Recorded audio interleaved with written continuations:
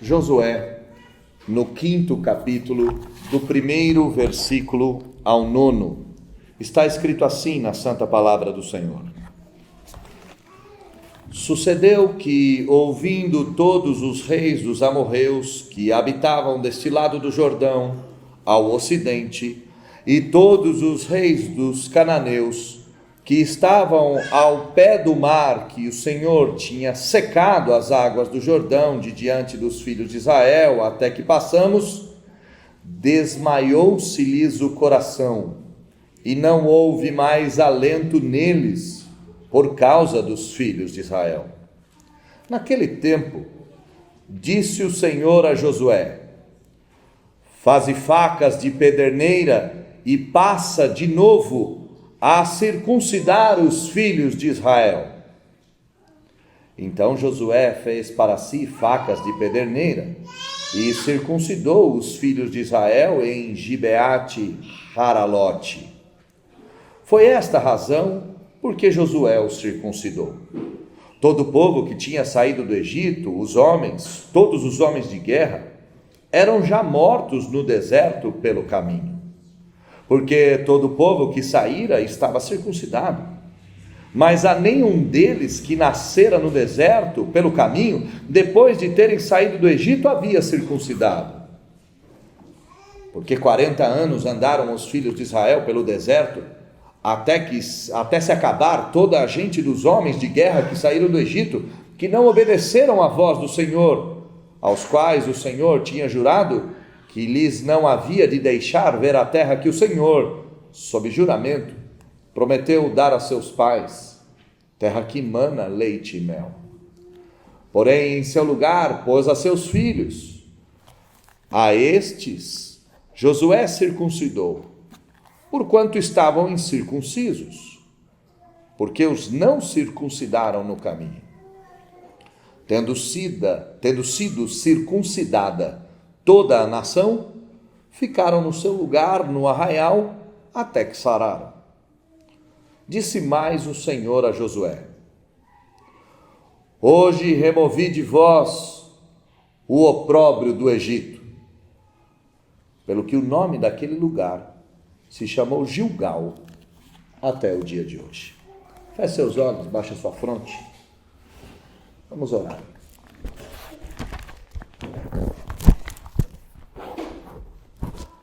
Deus, em nome de Jesus, nós clamamos ao Senhor que o Senhor venha nos abençoar nessa manhã e que a sua bênção seja vista, seja experimentada, seja sentida,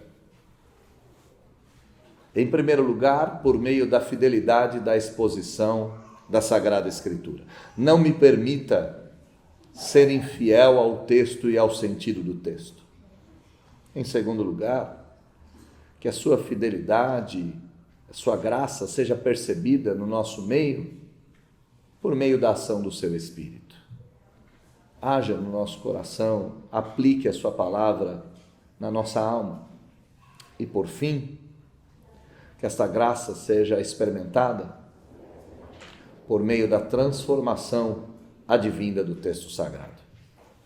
Nós suplicamos, Senhor, que o Senhor esteja conosco, que a sua bênção esteja repousada nesse lugar e que a sua palavra triunfe sobre nós, sobre as nossas misérias e até mesmo sobre as nossas necessidades. Nós oramos em nome de Jesus. Amém. O texto que nós acabamos de ler marca uma mudança em todo o livro de Josué. Nos 4 primeiros capítulos que já foram pregados nesse lugar, o povo de Deus está em direção à terra prometida. O povo de Deus está caminhando à margem oriental do Jordão, isto é, o povo ainda não havia atravessado o Jordão. Vale dizer que o Rio Jordão era uma barreira natural, intransponível. O povo saindo do deserto, acampando nas margens do Jordão, ali permanece até que o Senhor ordene a travessia. E esse ordenamento, essa ordem do Senhor, nós vimos no capítulo de número 4 e nós vimos no último sermão da semana passada. A partir de agora o povo já está na terra prometida. A partir de agora o povo já avançou, já atravessou essa barreira natural, o povo já conquistou o seu território. Quando nós olhamos para o capítulo 5, fica em nós uma expectativa, algo mais ou menos assim: agora então é a hora da vitória, agora então é a hora do sucesso, agora então é a hora em que todos os inimigos de Deus na margem ocidental do Jordão serão destruídos. Mas para nossa surpresa, esse novo bloco em Josué começa com uma interrupção, começa com um hiato, começa com uma pausa. E é exatamente essa pausa o tema do meu sermão nesta manhã. Consagração, para você ter uma palavra na sua mente. Consagração, sem a qual ninguém verá o Senhor. Consagração, sem ela, nenhum de nós verá o Senhor. E eu estou fazendo uma paráfrase com um texto em Hebreus que diz: sem santidade ninguém vai ver a Deus. Santidade e consagração são palavras como irmãs siamesas, impossíveis de ser separadas sem o prejuízo uma da outra. Consagração é tornar sagrado. Consagração é tirar do uso comum para o uso especial. Consagração é se separar da vida cotidiana e ordinária para uma vida extraordinária e especial. Ao invés de avançar na conquista da terra prometida e destruir os inimigos de Deus, Deus propõe a consagração do seu povo. E olha a ocasião em que Deus irá propor essa consagração. Olha comigo o primeiro versículo do capítulo de número 5. Sucedeu que, ouvindo todos os reis dos amorreus, que habitavam do lado do Jordão ao ocidente, e todos os reis dos cananeus, que estavam ao pé do mar, que o Senhor tinha secado as águas do Jordão de diante dos filhos de Israel, até que estes passassem, desmaiou-se-lhes o coração, e não houve mais alento neles por causa dos filhos de Israel. Para a gente entender, os amorreus eram um povo que moravam do lado oriental e do lado ocidental do Rio Jordão. Os habitantes do Oriente já haviam sido destruídos, mas ainda haviam amorreus, o povo da montanha, do lado ocidental. E esses reis ouviram que Deus havia transposto o Rio Jordão para que Israel passasse a seco. Eles haviam ouvido que o Senhor tinha secado as águas do Jordão diante dos filhos de Israel, até que esses houvessem ou tivessem passado. A fama dessa história correu para os quatro cantos, e se você tem ainda a mensagem do domingo anterior na sua mente, você deve se lembrar que no domingo passado nós falamos que a consagração, ou melhor, que os memoriais, eles serviriam de forma evangelística. As 12 pedras que Deus mandou recolher do leito do Jordão serviria para amedrontar as outras nações, para que as outras nações, olhando para aquelas pedras, dissessem: uau, o Deus de Israel os fez passar em terra seca. E é exatamente este o efeito. Os reis dos amorreus ficaram como se estivessem desmaiados. assim que eles ouviram que Israel passou em terra seca, desmaiou-se-lhes o coração. E não só o rei dos amorreus, a história correu. Os cananeus, que eram o povo das planícies, se nós podemos dizer assim, se os amorreus eram o povo das montanhas, os cananeus da planície, os cananeus eram aqueles que moravam ao pé do mar, eram aqueles que moravam nas terras litorâneas, estes também desmaiaram em seu próprio coração. E depois, vale dizer a vocês que, depois desse momento aqui, quando você chegar na sua casa, dá uma procurada no capítulo de número 2, você vai ver que a fama do Deus de Israel já tinha feito desmaiar o coração de muitos reis. Isso é só uma continuidade.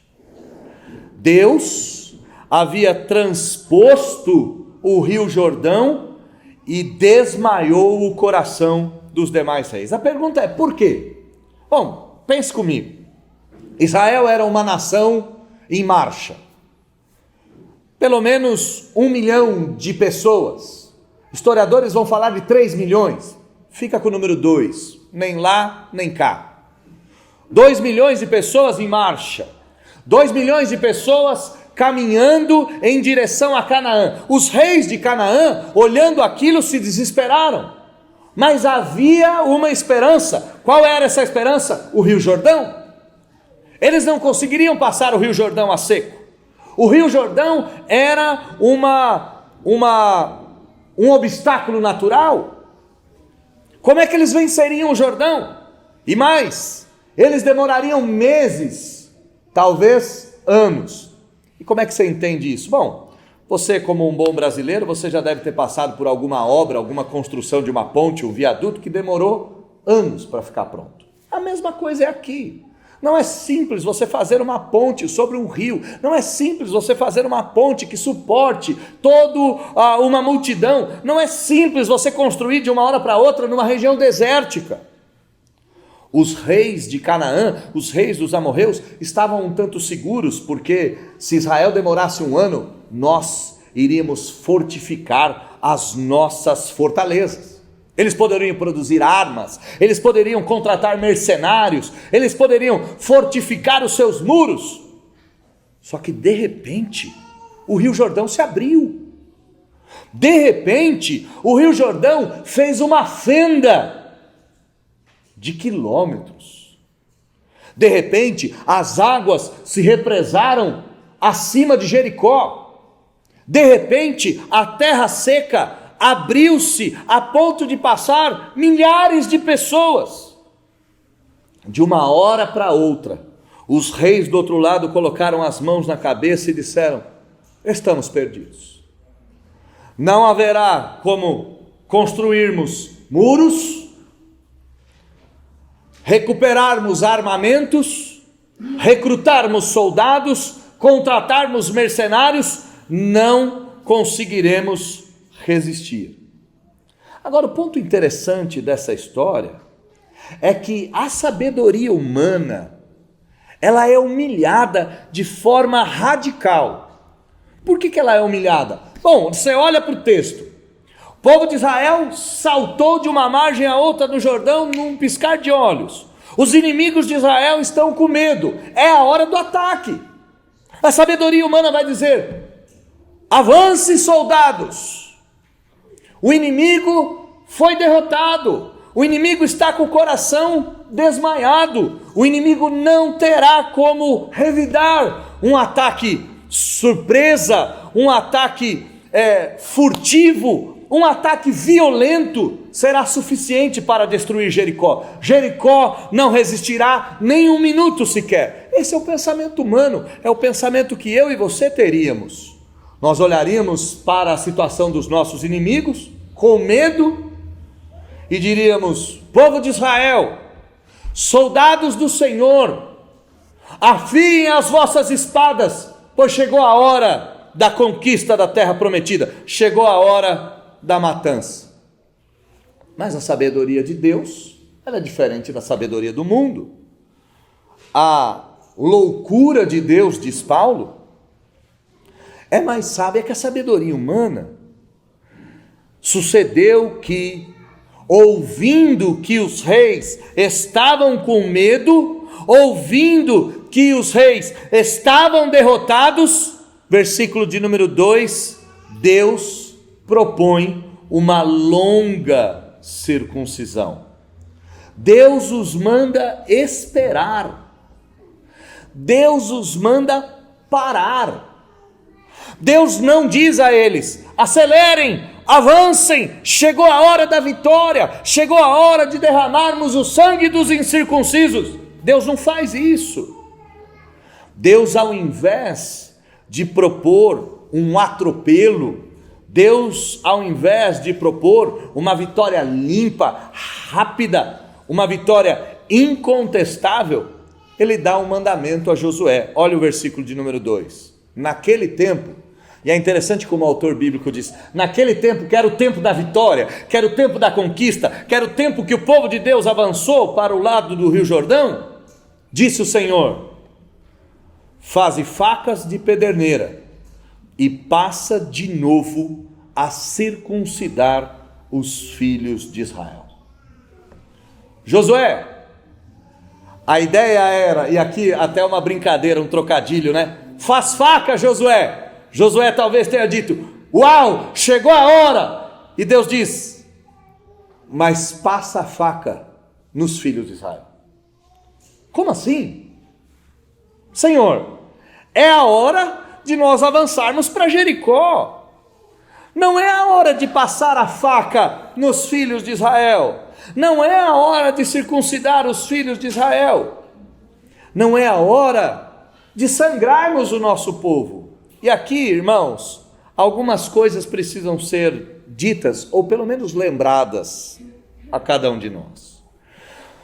Nós estamos aqui há pelo menos 1000 anos, é mais, mas vamos trazer um número redondo, pelo menos 1000 anos antes de Cristo. A anestesia, ela é uma invenção do mundo moderno. Esse ato de circuncidar o povo seria feito a sangue frio. A cicatrização levaria dias. O Antigo Testamento nos conta que numa estratagema que Deus não abençoou, os filhos de Jacó fazem com que os inimigos todos sejam circuncidados, para que uma das filhas de Jacó seja entregue em casamento.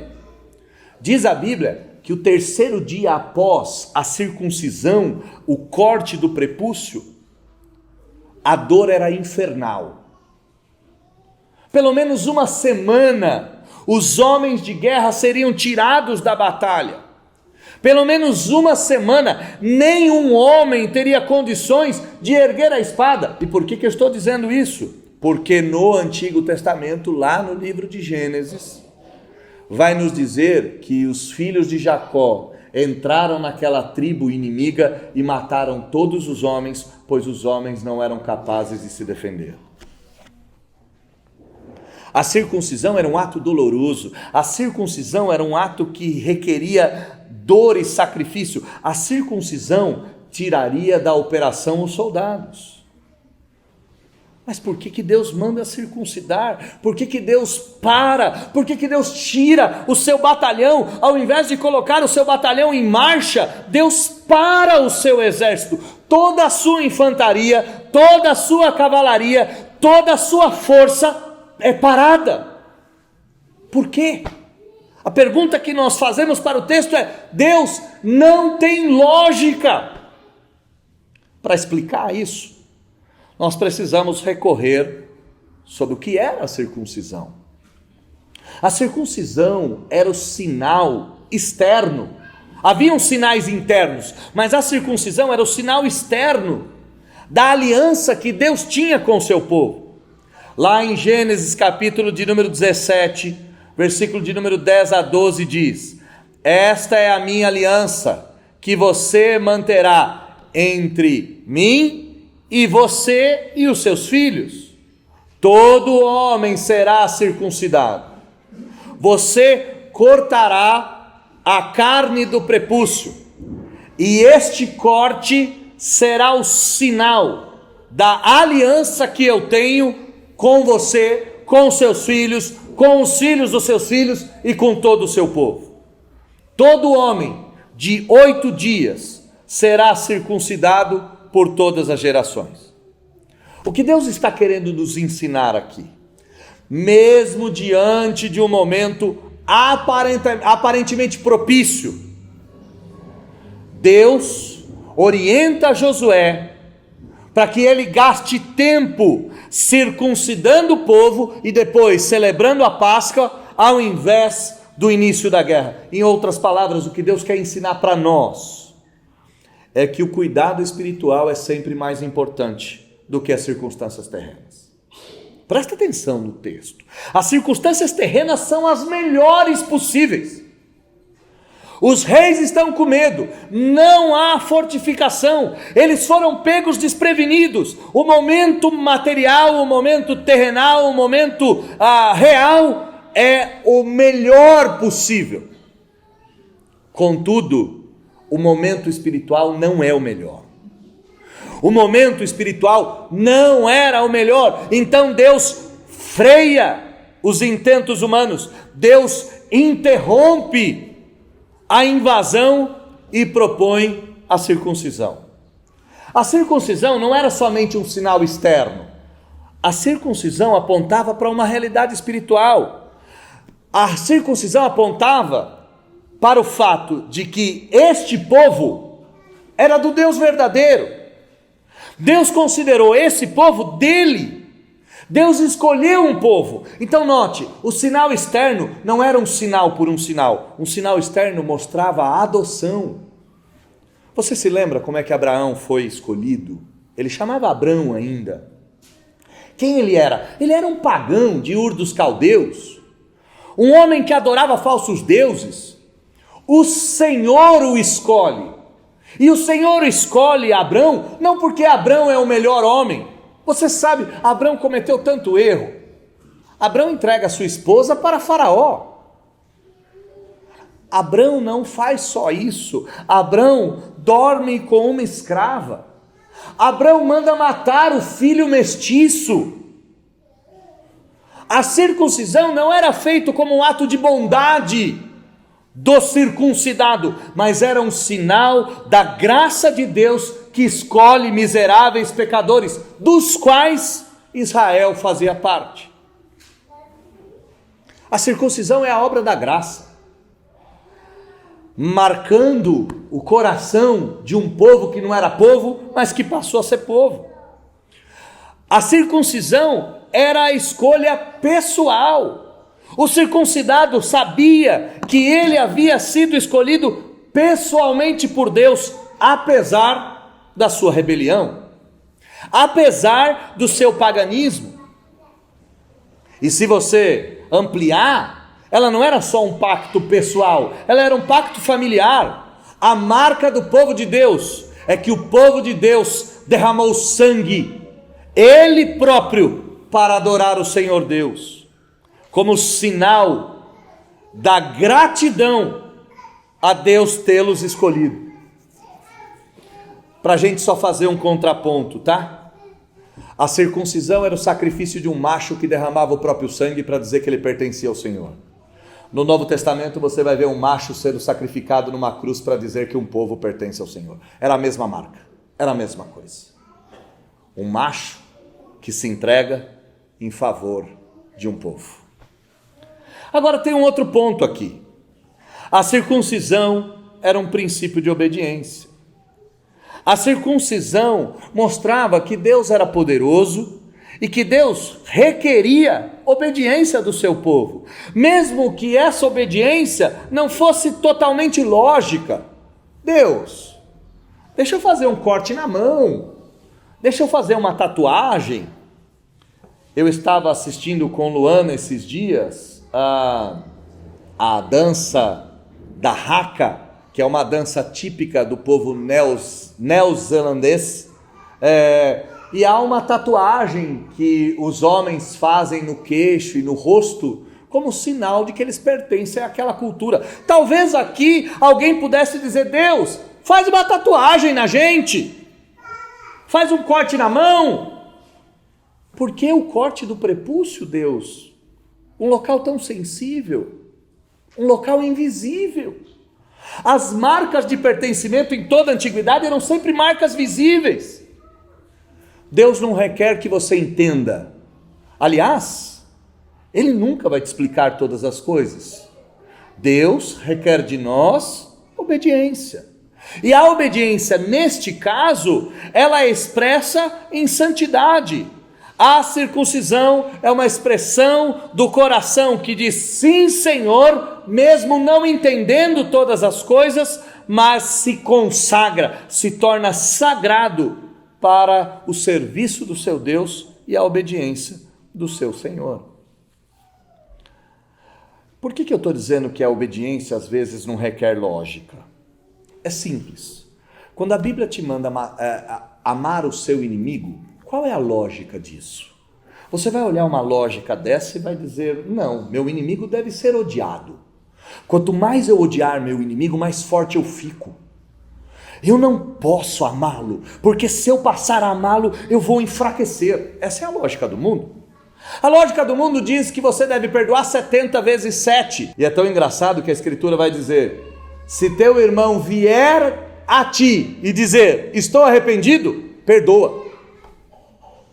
A Bíblia não diz, se teu irmão vier a ti e se mostrar arrependido, perdoa. Não tem evidência nenhuma, basta ele dizer, estou arrependido. E muitas vezes alguns vão vir até nós com um sorriso sarcástico no rosto, com uma cara de deboche, com uma cara de altivez, e vai olhar bem nos seus olhos e vai dizer, me perdoa. A vontade é matá-lo, a não ser que só eu tenha essas vontades. Eu acho que se você for um pouquinho parecido comigo, quando você enxerga a hipocrisia, a vontade é extirpá-la. Não tem lógica perdoar aquele que não se arrependeu. Mas o que a Bíblia manda fazer? Perdoa 70 vezes 7. O que a Bíblia manda fazer com o inimigo? Ore por ele e peça para que Deus o abençoe. O que a Bíblia manda fazer com aquele que te bate na face? Dá o outro lado. Entenda, irmãos, entendam. Deus requer obediência e muitas vezes essa obediência quebra com a nossa lógica e com a nossa coerência. Então estamos aqui diante de um cenário de quebra de lógica. Os inimigos estão vencidos, o povo de Deus está armado, venceu o Jordão, agora entremos. Deus diz, não, é momento de consagração. É momento de ferir a própria carne, é momento de obediência, é momento de sangramento, é momento de retroceder, é momento de choro, de lamento, é momento de gemidos. O momento é de obediência, o momento é de santidade. E por que Deus requer esse momento de santidade? Versículo de número 4 até o versículo de número 7 explica isso. Foi por essa razão que Josué o circuncidou. A Bíblia é maravilhosa. Quando a gente lê a Bíblia atentamente, a gente percebe que a resposta da pergunta feita nos versículos anteriores está logo depois. Qual é a resposta? Foi essa razão. Então me explica a razão. A gente pergunta para o texto. Qual é a razão? Todo o povo que tinha saído do Egito, isto é, os homens de guerra, tinham morrido no deserto. Morreram pelo caminho. E esse povo que saíra lá do Egito, versículo 5, eles tinham sido circuncidados. Ora, então o que Deus está dizendo aqui? Todo o povo, antes da Páscoa, 40 anos antes, todos os homens aptos para a guerra, tinham sido circuncidados, tinham passado pelo ato da consagração. E no deserto, ninguém no deserto havia sido circuncidado. Nem a um deles que nascera no deserto pelo caminho, depois que haviam saído do Egito, haviam circuncidado. E aí a gente pergunta, peraí Deus, peraí, deixa eu entender. Eles saíram do Egito circuncidados, mas no deserto o Senhor não circuncidou ninguém. Por quê? O que aconteceu? Por que o Senhor interrompeu o ato de consagração? Versículo de número 6 nos responde. Porque 40 anos andaram os filhos de Israel pelo deserto, até se acabar toda a gente dos homens de guerra que saíram do Egito, que não obedeceram à voz do Senhor. Os 40 anos de deserto foi disciplina de Deus. Os 40 anos do deserto, e você conhece essa história. A arqueologia vai nos dizer que o trajeto feito em 40 anos levava 40 dias. Por que eles ficaram 40 anos? Porque no deserto Israel não obedeceu o Senhor. Então no deserto foi um grande ato de disciplina.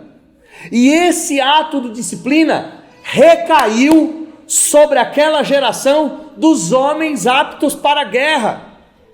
Você conhece a história bíblica? Quem foram os dois únicos homens adultos que saíram do Egito e que herdaram a terra prometida? Josué e Calebe. E por que Josué e Calebe herdaram a terra prometida? Porque eles não temeram. Porque eles obedeceram a Deus. Você se lembra da história? Os espias foram ver a terra prometida e voltaram dizendo: a terra é maravilhosa, mas tem um problema, tem gigantes. A gente não consegue com eles. Nós não damos conta deles.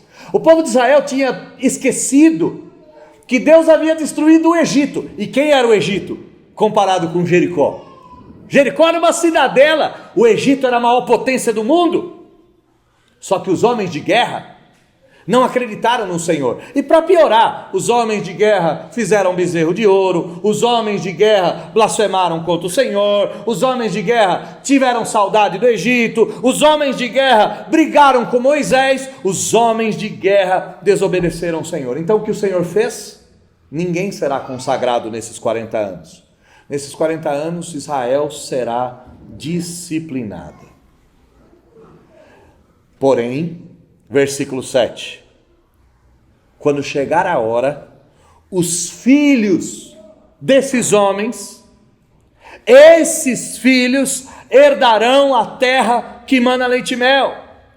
Esses filhos vão ser abençoados. A geração pecaminosa será punida, a próxima geração será abençoada. Irmãos, um fator aqui que ele é preponderante. A disciplina é um ato presente na igreja. Sempre foi. A disciplina é uma das marcas da verdadeira igreja. Igrejas bíblicas disciplinam. E disciplinam como? Num mero ato de punir o pecador? Não! Disciplina para que o pecador se arrependa e volte-se ao Senhor. E quais as disciplinas que devem ser feitas? Inúmeras. Desde afastar alguém das suas atividades, até afastar alguém da comunhão da igreja. Pode parecer meio radical, pode parecer não politicamente correto. Irmãos, com um português mais claro possível e sendo respeitoso pelo lugar que eu estou, eu quero que o politicamente correto se exploda quando a Escritura me manda fazer outra coisa. As 3 marcas da verdadeira igreja ainda são disciplina, ceia e pregação. Quer saber se você congrega numa boa igreja? Procura disciplina bíblica, procura pregação bíblica e procura a ceia do Senhor e o batismo de forma bíblica. Essas marcas da igreja permanecem há 2000 anos. A disciplina deve ser praticada na igreja não como um ato de inquisição ou um ato inquisitório, mas como um ato de pureza. Por que Deus disciplinou aqueles homens quando eles fizeram bezerro de ouro? Note que aqueles homens fizeram bezerro de ouro e disseram o seguinte: eis aqui o nosso Deus que nos tirou da terra do Egito. Eles estavam adorando o Deus verdadeiro do jeito falso. Mas por que Deus os pune? Deus os pune porque a pureza do povo deve ser mantida a qualquer custo. E aqui, uma mensagem aos pais. Pais, não temam disciplinar os seus filhos. Mas antes disso, sigam uma cartilha simples. Deus não disciplinou o seu povo com raiva. Se Deus tivesse disciplinado o seu povo com raiva, todos eles seriam mortos num estalar de dedos. Segundo lugar, nós disciplinamos para restauração e não para vingança. Nós não nos vingamos dos nossos filhos daquilo que eles fizeram, nós os disciplinamos para que eles sejam restaurados. E em terceiro lugar, a disciplina serve para a pureza da família. O escritor de Provérbios diz: quem pune e disciplina seu filho, livra-o do inferno. E o mesmo escritor de Provérbios diz que Deus disciplina a todos a quanto Ele ama. E no Novo Testamento isso vai ser repetido no livro de Hebreus.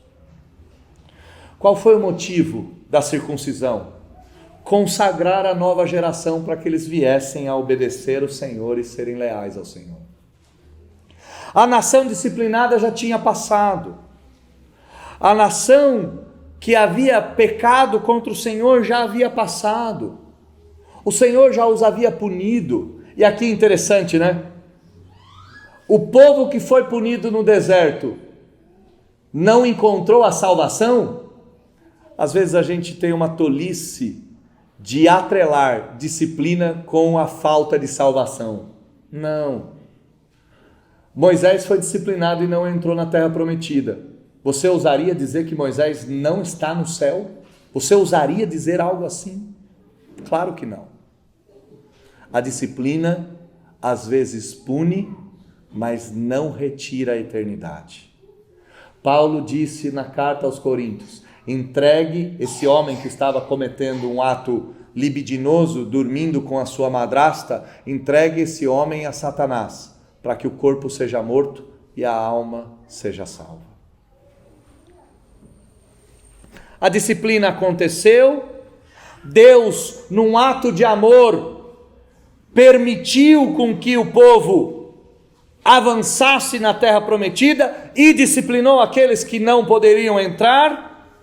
E agora, Deus os manda se circuncidar. E qual é o significado da circuncisão? O que essa circuncisão mostrava? O que essa circuncisão tinha que apontar? Versículo de número 8 e versículo de número 9. Tendo sido circuncidada toda a nação, ficaram no seu lugar no arraial até que sararam. Disse mais o Senhor a Josué: hoje removi de vós o opróbrio do Egito. Duas coisas aqui são muito claras. Ficaram no lugar do arraial até que sararam. Eu disse a vocês, e sem entrar em detalhes, mas eu disse a vocês que a circuncisão, o terceiro dia após a circuncisão, que era feito a seco, que era feito com uma pedra de pederneira, que era feito sem anestesia, o terceiro dia a dor era insuportável. Eles estariam prontamente sarados depois de uma semana. Deus os manda circuncidar na frente dos seus inimigos. Diante dos seus inimigos, Deus os manda serem circuncidados diante dos seus opositores. Os homens estariam indefesos, 1 milhão de homens prontos para a guerra, todos eles acamados, todos eles chorando, todos eles lamentando, todos eles sem ter lugar para dormir, todos eles com febre, todos eles impossibilitados da guerra. O que isso significa? Que o povo de Deus tinha que aprender a depender de Deus, não tendo as circunstâncias necessárias. Olha que texto incrível que o texto nos ensina. Começa o texto, circunstâncias favoráveis da vitória. Deus diz não. Termina o texto, circunstâncias desfavoráveis da vitória. Deus diz sim. O povo acamado, nenhum inimigo de Israel, nenhuma flecha saiu de Jericó, nem uma lança, nem uma espada, ninguém foi morto, mesmo não tendo como se defender. O povo de Israel aprendeu que o Senhor era a sua fortaleza, que o Senhor era o seu guarda forte, que o Senhor era a sua cidadela. Me faz lembrar os últimos versículos do Salmo de número 23, e eu vou abrir aqui o Salmo de número 23, ao invés de recitar, para ler. Versículo 5: Prepara-me uma mesa na presença dos meus adversários. Unge-me a cabeça com óleo e o meu cálice transborda. Bondade e misericórdia certamente me seguirão todos os dias da minha vida. Incrível. Circunstâncias favoráveis, espiritualmente desfavoráveis, circunstâncias materiais desfavoráveis, mas espiritualmente favorável. Irmãos, sabe por que às vezes as coisas não funcionam muito bem na nossa vida? Porque a gente confunde circunstância material favorável com circunstância espiritual favorável. Não. Às vezes as coisas estão todas preparadas, mas o nosso coração continua obstinado e pecador. Às vezes está tudo pronto para aquela promoção, às vezes está tudo pronto para aquela vitória, às vezes está tudo pronto, mas o nosso coração ainda insiste nas mesmas coisas, ainda insiste em não aprender a depender de Deus, ainda insiste em não aprender a se consagrar a Deus, ainda insiste em não aprender a obedecer ao Senhor. Alguém poderia dizer nesse momento aqui no texto: Deus, nós vamos para a vitória, circuncida depois, primeiro a gente destrói o inimigo, porque Deus, se a gente tiver circuncidado, o inimigo vai vir e vai matar todos nós. E Deus diz: não, meu caro, quem cria a sua vitória sou eu e não as circunstâncias. E eu crio vitórias a partir da consagração do seu coração. Significa que se eu for santo, tudo vai dar certo? Lógico que não. O Senhor Jesus, sendo o mais santo de todos, morreu numa cruz. Calma, não é isso que eu estou querendo dizer.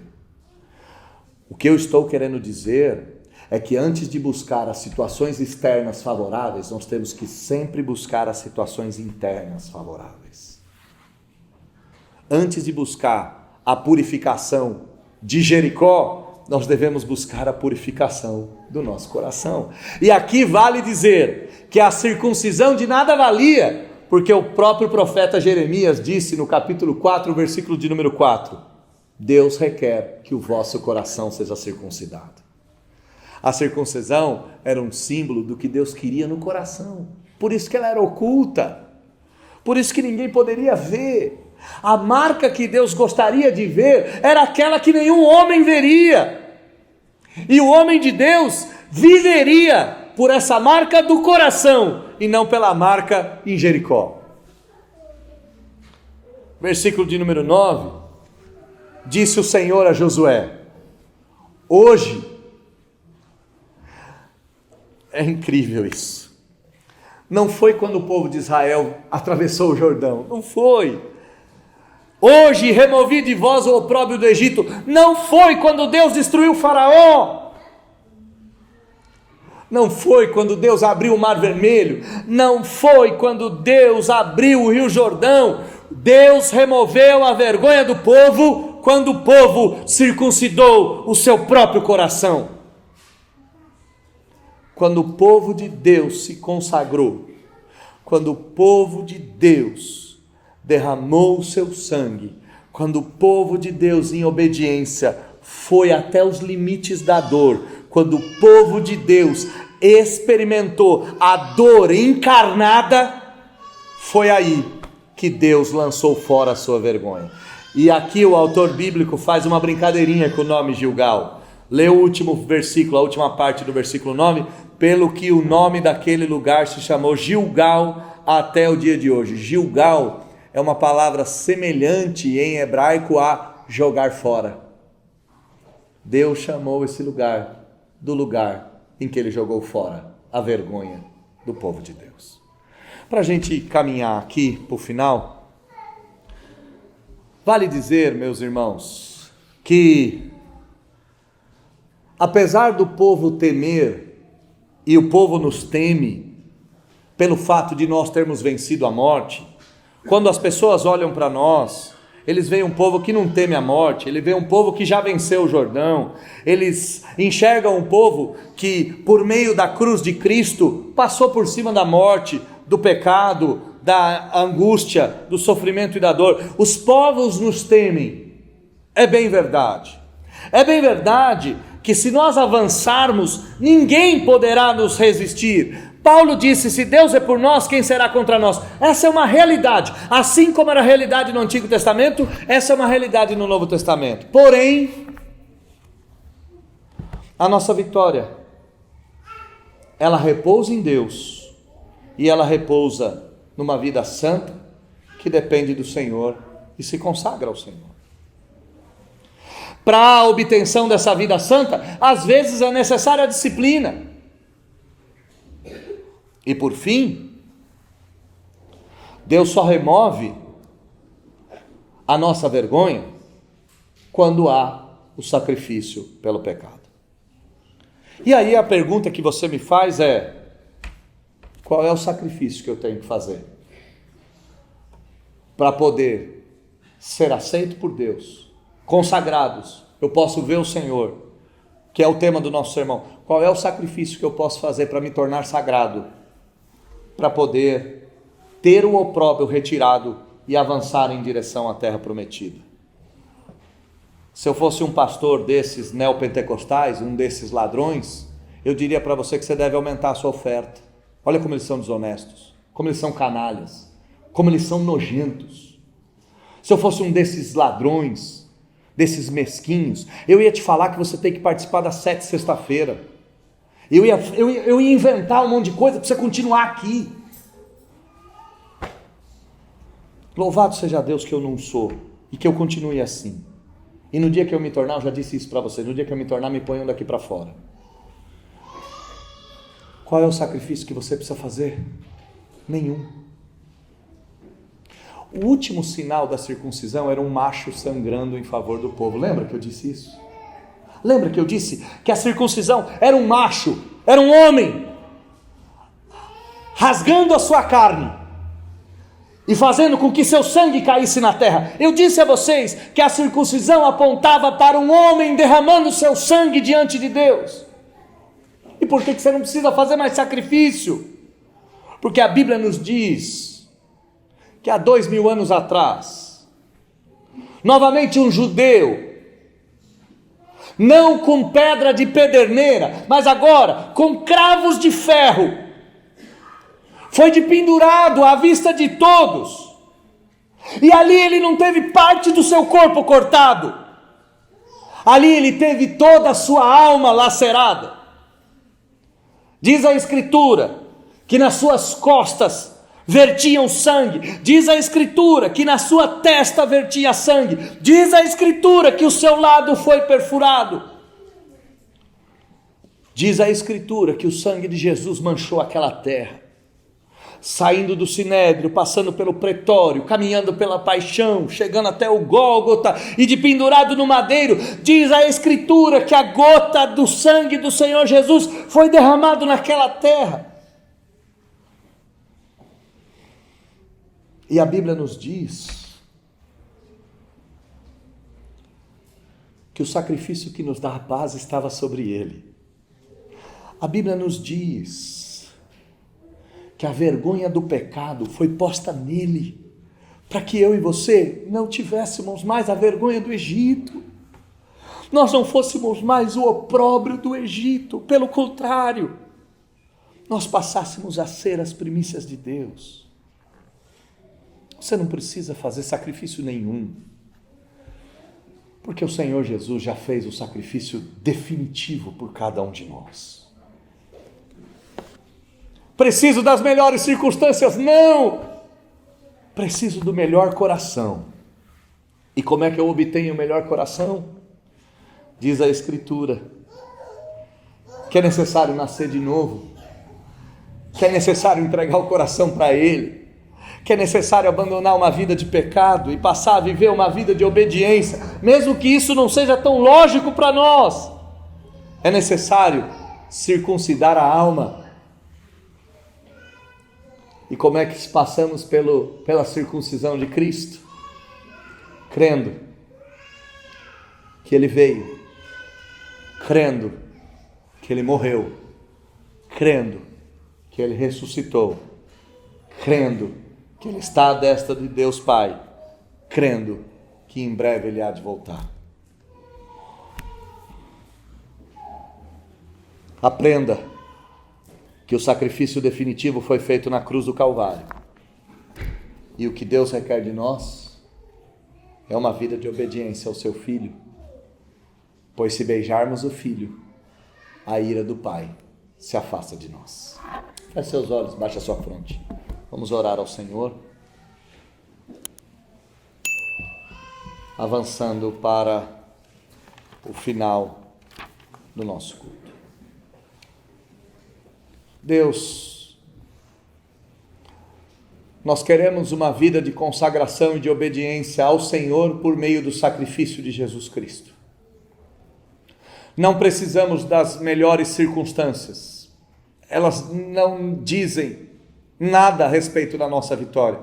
Precisamos das melhores circunstâncias espirituais. Essas sim falam muito sobre nós e sobre o Senhor. Diante da terra prometida, da Jericós, de cananeus e amorreus, nos ajude a nos circuncidarmos, nos ajude a nos consagrarmos, nos ajude a obedecer àquele que tira o opróbrio de nós, o Cordeiro de Deus que tira o pecado do mundo, que tira a marca infernal das nossas costas. Nos ajude a buscar a santidade de Jesus, um sacrifício de Cristo. Pois só neste dia, somente no dia que devotarmos a nossa existência ao Senhor, somente nesse dia será retirado de nós o opróbrio, a vergonha, a amargura, o sofrimento e a dor. Nos ajude a depender do Senhor. Não nos deixe acharmos que amanhã ganharemos o mundo, porque temos as melhores condições, porque estamos fortes. Nos faça entender, assim como Israel, que no dia que estamos fracos, aí é que somos fortes. Quando somos retirados de combate, é aí que o Senhor vence por nós. É interessante, Deus, que se nós avançarmos no texto, nós veremos que Israel venceu Jericó sem ter que fazer nada. Bastou o soar da trombeta para que os muros caíssem. Nos faça entender essas realidades espirituais por meio de um texto histórico tão bonito. E nos ajude a depender de Jesus, hoje, amanhã e sempre. Amém.